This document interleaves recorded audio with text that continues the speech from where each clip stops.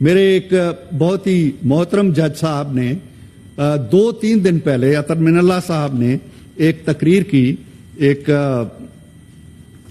Function میں، ایک تقریب میں فیڈرل جوڈیشل اکیڈمی میں، اور انہوں نے فرمایا کہ اگر ہم امام ابو حنیفہ رحمۃ اللہ علیہ کے ضابطۂ اخلاق پر عمل کریں اور اس کو اپنا لیں تو ہماری عدلیہ میں انقلاب برپا ہو جائے گا۔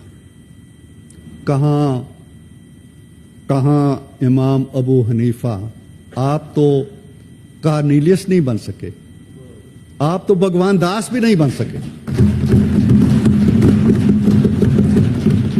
آپ نام لیتے ہیں امام ابو حنیفہ کا، امام ابو حنیفہ کو کیا کیا سزائیں نہیں ملی، کوڑے تک کھانے پڑے، انہوں نے منصب قضا قبول نہیں کیا، انہوں نے کہا یہ کام میں نہیں کر سکتا۔ آپ تو اس کے پیچھے بھاگتے ہیں، آپ تو سرنگیں لگاتے ہیں کہ میں کس طرح اس منصب تک پہنچوں، آپ تو کیسے کیسے حربے اختیار کرتے ہیں۔ آپ کہاں، امام ابو حنیفہ کہاں؟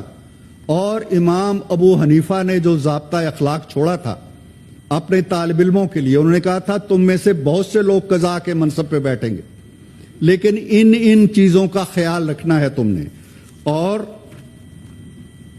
جب خلیفہ منصور نے کہا امام ابو حنیفہ سے، تو ان کا جواب کیا تھا؟ تاریخ کا حصہ ہے۔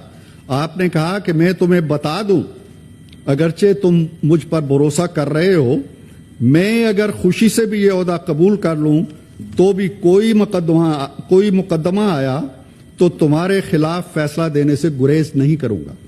بادشاہ وقت کے منہ پہ کہا، اور اگر مجھے یہ دھمکی دی جائے کہ اس فیصلے سے باز آ جاؤ ورنہ تمہیں دریائے فرات میں غرق کر دیا جائے گا، تو میں فیصلہ بدلنے کے بجائے دریائے فرات میں غرق ہو جانے کو ترجیح دوں گا۔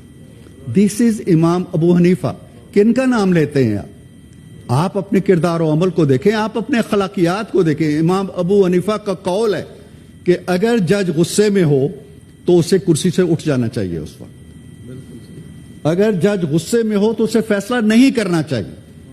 آپ کے منہ سے کف نکل رہی ہوتی ہے، آپ ریمارکس دے رہے ہوتے ہیں، آپ کے ماتھے میں شکنیں پڑی ہوتی ہیں، آپ اپنے قلم چلانے کے بجائے زبان آپ چلا رہے ہوتے ہیں۔